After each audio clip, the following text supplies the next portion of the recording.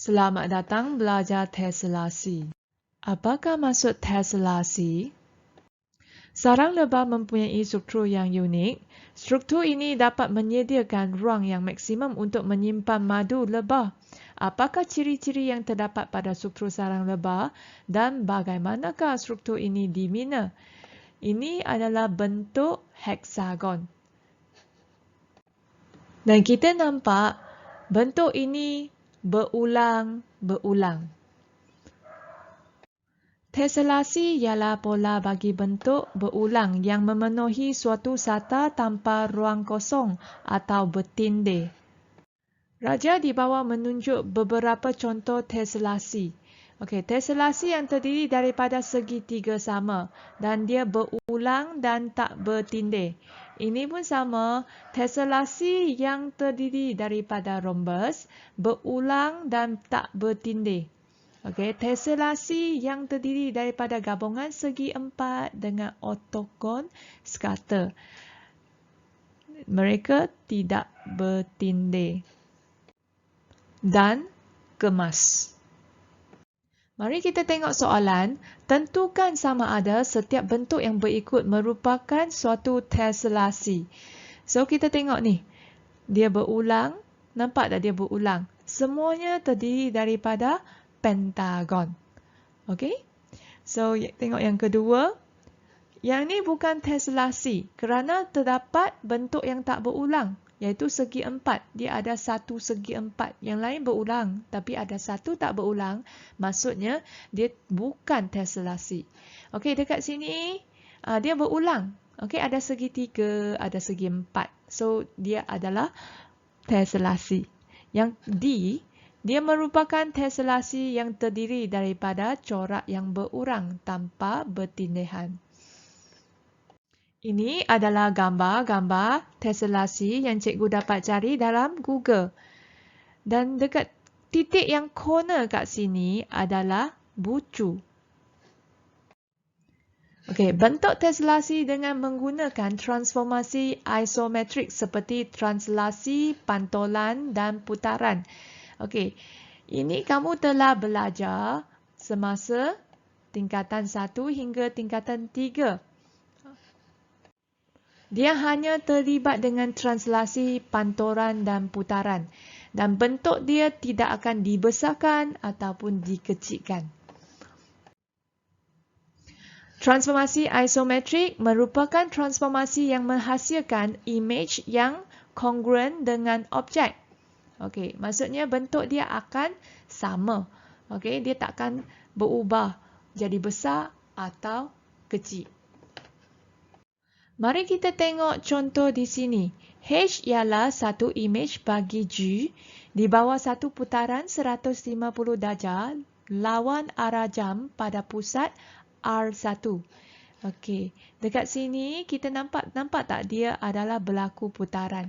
Bentuk dia sama. Bentuk dia tidak akan berubah. Okey, L pula ialah imej bagi K. Ni sama kan? Ni sama. Di bawah translasi bergerak ke situ. Okey, di bawah translasi bergerak je. Okey, N pula yang ni ialah imej bagi M di bawah pantolan. Okey. Mari kita tengok contoh 22. Raja di bawah menunjukkan suatu bentuk tesselasi yang terdiri daripada segitiga sama sisi yang dihasil dengan transformasi isometrik. Okey, ini bentuk dia. Isometrik terlibat dengan pantolan, putaran dan translasi. Nyatakan transformasi yang terlibat untuk menghasilkan bentuk Q dari P. Bentuk Q dari P maksudnya P ke Q. Okey. Kalau dia tulis daripada P, maksudnya ini adalah objek. So, ini objek ke image ya. Ini objek. Yang ni image. Okey. Bagaimanakah dia akan berlaku transformasi ini? Dia melalui pantolan ataupun putaran. Okey, mari kita tengok B. Bentuk R daripada Q. Bentuk R daripada Q. So, Q ke R. Okey, Q ke R. Cikgu padam yang ni ya. Q ke R. Okey, Q ke ini. Ini objek. Q adalah objek. Ini adalah image. Okey, so dari Q ke R berlaku juga pantulan dan putaran. Okey. So, last. Bentuk S daripada P. Maksudnya P ke S. P ke S. Yang ni berlaku melalui pantulan dan putaran. Ataupun putaran. Bukan dan, minta maaf. Dari pantulan ataupun putaran. Sama ada satu. Okey. Okey. Mari kita tengok contoh tadi. Q adalah image bagi P. Okey, dia berlaku pantulan pada garis BC. Pantulan. So, titik sepadan A adalah titik D. Okey, mari kita tengok R ialah image Q. Okey, R ialah image Q, maksudnya Q ke R. Q ialah objek, R adalah image. Melalui pantulan BD. Dia akan pantul. Okey, mari kita tengok yang ni. S ialah image bagi P. P di sini, P akan jadi objek. S akan jadi image. Jadi, mereka berlaku pantulan pada garis AB. Okey. Q adalah image bagi P.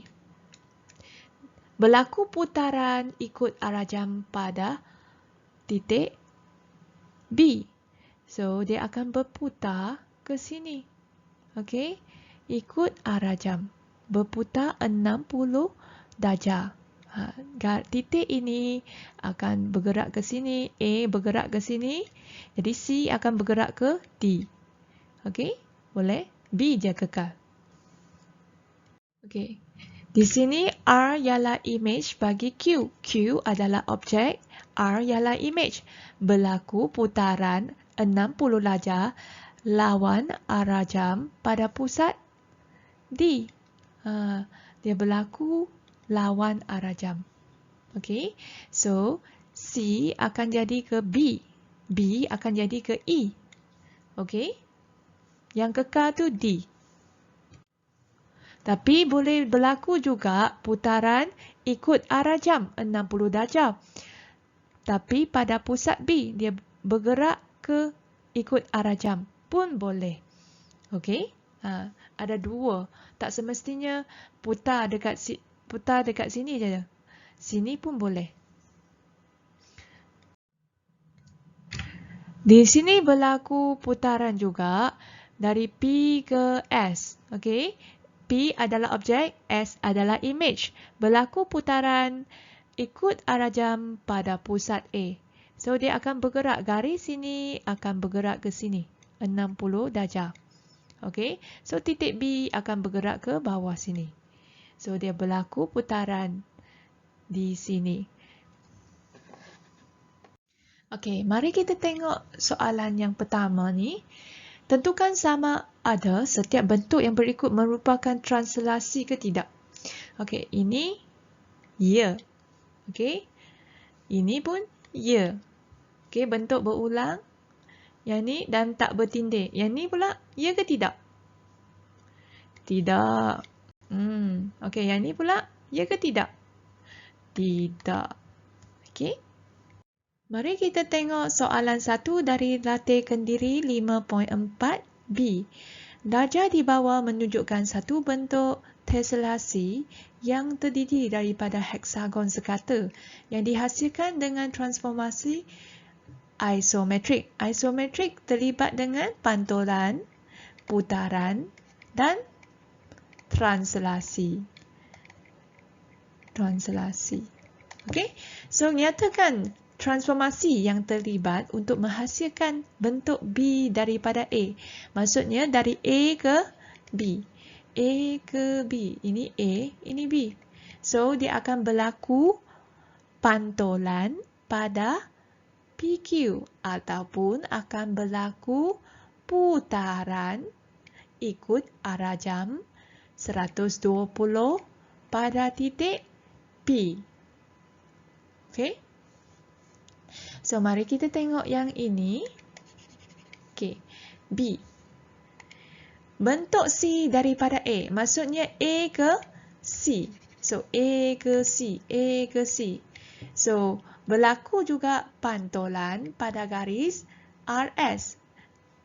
Dan boleh juga dia bertransformasi dari A ke B melalui putaran 120 darjah pada pusat R.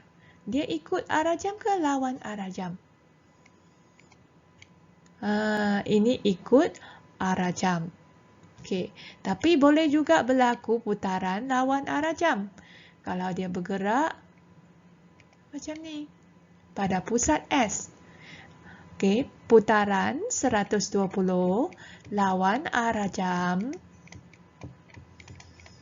pada pusat S. Okey? Okay, thanks for learning. Bye.